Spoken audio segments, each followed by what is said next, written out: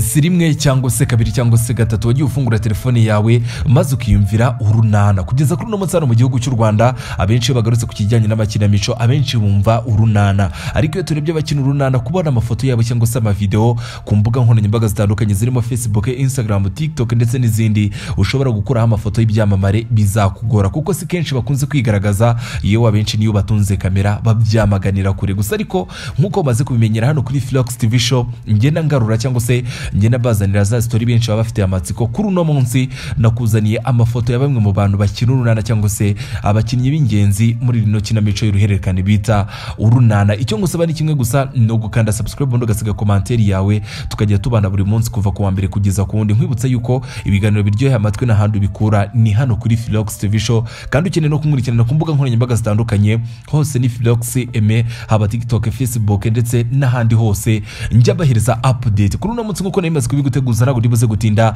ndaguhereza amafoto y'abakinnye urunana. Gusa ariko mbere yuko tuyagaruka ayo mafoto cyangwa se nyine nkusobanurira umwe ku wundi ubashe kumumenya, hari ibyo ukwiye kumenya ku runana. Icyo wamenya cyo urunana n'uruhererekane rw'imikino y'ikinamico rwatangiye kumvikana ku maradiyo kuva muri Gashyantare mu mwaka w'1999. Yatangiye itegurwa n'umuryango bita Health Unlimited binyuze mu mushinga wayo witwa Well Women Media Project. Mu guhera muri Mata 2006 ikinamico byaje guhinduka maze itangira gutegurwa n'icyo bita urunana DC kugeza kuri uno munsi. Ariko hora wibaza uti ese amafoto yabo ni bande cyangwa se ni bande bagaragara mu runana, ni bande barukina ayo majwi y'ubuhanga cyangwa se izo mpano zikomeye benshi bahora bibaza cyangwa se benshi bafatiraho icyitegererezo, ni bande baba baziri inyuma. Ntagutindiye ndaza guhera kuri uyu mubyeyi uri kureba kuri screen yawe, wambaye igitambaro mu mutwe, wambaye amadarubindi, ufite aka microphone, wambaye ishati y'umweru uteze ukenyeye igitenge. Uyu rero niwe bita Mariana mu runana, niwe mwakunze muri bwa buhanga cyangwa se muri za nama zikomeye ndetse no gukina za role zikomeye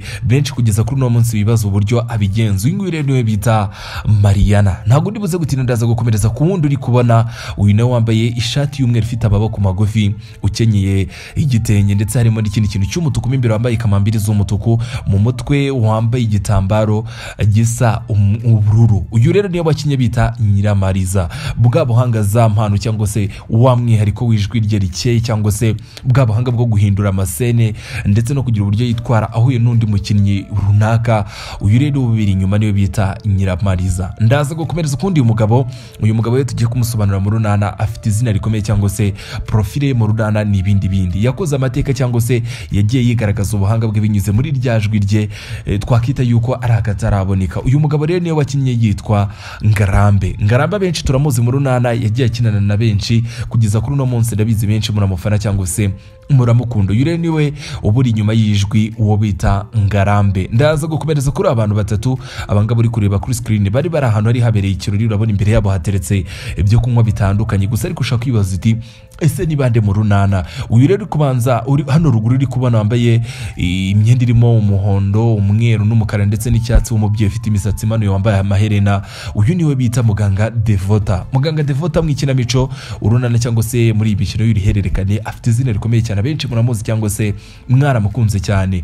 Uyu mugabo rero urimo hagati wambaye ikote ry'umweru, wambaye ishati imbere y'umweru, niwe bita Shyaka. Rero iyo tuvuze urunana abarukurikiranye cyangwa se abagiye barwumva mu bihe bitandukanye, Shyaka ni izina rikomeye. Uyu rero uri kubona uno mwana w'umukobwa wambaye agakote k'umukara, ufite ibisuko by'umukara, wambaye amarinete wambaye amaherena, niwe bita Aline mu runana, nawe muramuzi neza cyane. Uyu mwana w'umukobwa rero bize gukomerezaho abakunze urunana ijwi rye bafite uburyo barizi bitewe n'uburyo yaritwaraga cyangwa se uburyo yariherezaga abakunzi be cyangwa se uburyo yitwaraga mu masene atandukanye. Umwana w'umukobwa wambaye ingofero rero niyo wakinnye yitwa Yvonne mu runana, muramuzi neza cyane, ni umwe mu bahanga, ni umwe mu bantu bakunzwe no kugeza kuri uno munsi tuvuze urunana ugasiga umuntu bita Yvonne waba ukoze ikosa rikomeye cyane. Aba bana babiri rero uri kubona bari kumwe, uyu wambaye ishati zo twita karokaro cyangwa se ishati irimo amabara amabara cyangwa se uturongo n'uyu mwana w'umukobwa bari kumwe.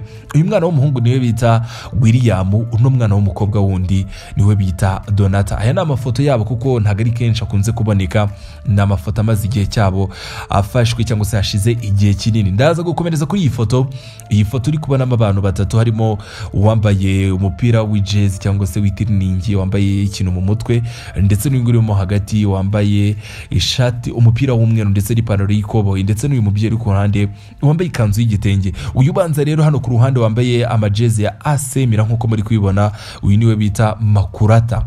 Makurata mwagiye mwumva mu bihe bitandukanye mu runana, mukibaza muti ese isura ye ni iyi. Uyu rero urimo hagati bamwita Nyiraneza, uyu uri ku ruhande bamwita Kankwanzi na Bushombe. Iyo tugeze mu runana murabazi neza cyane. Ndaza gukomereza kuri uyu mwana wambaye uniform y'ishuri. Uyu rero niyo bakinnye yitwa Claire, akaba ari umwana wa Bushombe. Muramuzi neza cyane, ntabwo ndibuze kumutindaho kuko yagiye agaragara mu masene menshi, mwagiye mumwumva mu bihe bitandukanye mu runana. Ndaza gukomereza kundi mubyeyi. Uyu mubyeyi rero uri kubona wambaye ibitenge cyangwa se uteze n'igitambaro mu mutwe. Uyu rero niko yakinnye yitwa Niko Yagize. Ntabwo yagize agaragara cyane mu runana kuko hari isene zimwe na zimwe atigeze agaragaramo, ariko abumvise urunana guturuka mu myaka yahashize cyangwa se yahahise muramuzi neza cyane. Ndaza gukomereza kuri uyu musore bamwita Patrick, uri kubona wambaye ikote. Abenshi muramuzi ku mbuga nkoranyambaga by'umwihariko kuri Instagram. Ni umwe mu banyarwanda kugeza kuri uno munsi bakurikirwa cyane yuko akurikirwa n'abageze kuri miliyoni kuri Instagram. Bifitwe n'abari bake cyangwa se n'abacyano mu gihugu cy'u Rwanda gukurikirwa kuri Instagram n'abagera kuri miliyoni. Uyu rero mu runana niwe ugaragara yitwa Patrick. Ndaza gukomereza kuri uyu mwana w'umukobwa uri kubona ugaragara neza cyane, gusa ariko biratangaje uburyo nuza kumenya izina rye. Uyu mwana rero niwe wakinnye ari sheri wa Petero mu runana yitwa Mutesi. Abenshi muramuzi cyangwa se ijwi rye n'ubuhanga bwe ni ibintu tutakirwa dutindaho cyangwa se ngo tugarukeho, kuko ibyo yakoze mu runana nibyo bimuvugira kugeza kuri uno munsi. Abenshi tumuzi kuri iyo mpano cyangwa se kuri ubwo buhanga cyangwa se kuri uwo mwihariko wo kugira uburyo yitwara ari gukina mu runana. Ntabwo uribuze gutinda ndakomereza kuri uyu mugabo. Uyu nguyu uri kubona yambaye ingofero, ari ahantu nyine hasa nk'aho ari mu cyaro mu kuntu. Uyu niwe bita Karemera. Abakunze urunana iyo tuvuze Karemera ni izina rikomeye mu runana. Rero abahoraga mwibaza muti ifoto ye ni iyihe cyangwa se isura ye ni iyihe, n'uwo nguwo gusa. Ariko nyikomeza icyo ngusaba ni kimwe gusa, no gukanda subscribe, ubundi usige komanteri yawe umbwire ese ninde uri kugutungura uko wari ubazi cyangwa se uko wabakekaga niko uri kubabona. Ndaza gukomereza ku yindi foto. Iyi foto rero uri kubona ni umubyeyi uri kumwe n'umwana we, gusa ariko igitangaje ni uko n'ubundi no mu buzima busanzwe n'umwana we. Uyu rero niwe bita Rangwida. Uyu mwana bari kumwe n'uwo bita Lopez. Uyu mugore wundi ni nawe mama w'uyu mwana mu buzima busanzwe, ariko no mu runana ni umwana ufite izina rikomeye cyane kuko yagiye yigaragaza mu bihe bitandukanye. Abenshi turamukunda, abenshi turamufana. Ndaza gukomereza kuri uyu musore kubona wambaye rinete, wambaye n'udukomo ku maboko, wambaye na shanete mu ijosi. Uyu niwe bita Nizeyimana. Mu runana iyo tumuvuze ni izina ryihuta kuryumva cyangwa se kurimenya kuko yakoze ibitendo cyangwa se ibitangaza mu runana. Ndaza gukomereza kuri aba ngaba babiri, uyu musore ndetse n'uyu mwana w'umukobwa bari kumwe. Uyu musore niwe bita Nizeyimana, n'undi nayo nkoretse ari hejuru. Uyu mwana w'umukobwa bari kumwe n'uwo bita Aline mu runana. Naba ngiye kujya kure ngiye gusobanura byinshi kuri we kuko abenshi muramuzi, yabahaye show cyangwa se yabahaye ibyishimo binyuze mu runana. Ndaza gukomereza kuri uyu mupapa cyangwa se kuri uyu mugabo watebeje wambaye umukandara w'umukara. Uyu mugabo rero niwe wakinnye mu runana yitwa Gitefano mu runana. Izina rye cyangwa se izina rye mu runana ni ibindi ni izina rikomeye cyane, yakoze ibitangaza, yanditse amateka. Ndaza gukomereza kuri uyu mugabo muri kubona ufite mikoro, wambaye ishati iciyemo uturongo. Uyu niyo wakinnye yitwa Filipo mu runana. Nawe ni izina rinini, ni ibitangaza cyangwa se ni ibindi kuvuga Filipo mu runana kuko afite byinshi yakoze muri iyi kinamico bita urunana y'uruhererekane. Ndaza gukomereza kuri iyi foto nk'uko muyibona, yo kuyisobanura biraza kungora, bari ku murongo ni benshi gusa ariko ndaza kukubwira amazina yabo. Uyu mugabo ufite mikoro niyo bita Gitefano. Uyu nguyu wambaye amakanzu y'ubururu ufite n'amaherena bamwita Nyiraneza. Uyu mwana w'umukobwa ukurikira wambaye akantu k'umukara n'ikanzu ejya gusa nk'irindi bara niwe bita Aline. Uyu mugabo uri kubona wambaye imyenda isa hose, wambaye shanete ndende ndetse wambaye na rinete niyo bita James.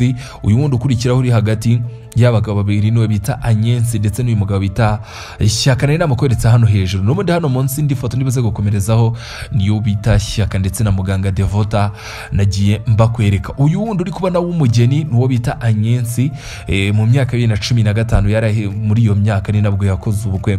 Agnes nawe mu ikinamico urunana nawe n'umwe mu bantu bafite izina rikomeye cyane. Gusa ariko uyu mugabo nawe uri kubona uyu yahoze ari minisitiri wo bita Bamporiki, uyu rero akaba ari wakinaga mu runana yitwa Tadeyo, izina rye rirazwi cyane. Uyu rero uri kubona abangaba bari muri imyitozo cyangwa se bari gukora repetition nuwo bita Bushome ndetse na Kankwanzi, nabo murabazi n'umugabo n'umugore mu ikinamico urunana bamubatse izina cyangwa se bakoze ibitangaza bikomeye. Aba rero bandi uri kubona nabo bari mu myitozo nuwo bita Makurata ndetse nuwo bita uyu ni Makurata, nguyu uri mu myitozo hano muri kwibana nkuko bigaragara ku ifoto. Ndaza gusoreza kuri iyi ngiyi ya nyuma. Uyu nguyu nuwo bita Petero ndetse nuwo bita Karemera. Aba rero ni bamwe mu bakinnyi bagaragaye mu ikinamico bagiye bakoramo ibitangaza cyangwa se banditsemo amateka nkuko mbaguhereje. Icyo ngusaba ni kimwe gusa no gukanda subscribe kugira ngo mbahereza byinshi bitandukanye nkuko bibahereza from Monday to Sunday. Nk'ibisanzwe ni Philox Aime, umwana wo mu ntara. Reka tuzahore mu kiganiro cy'ubutaha.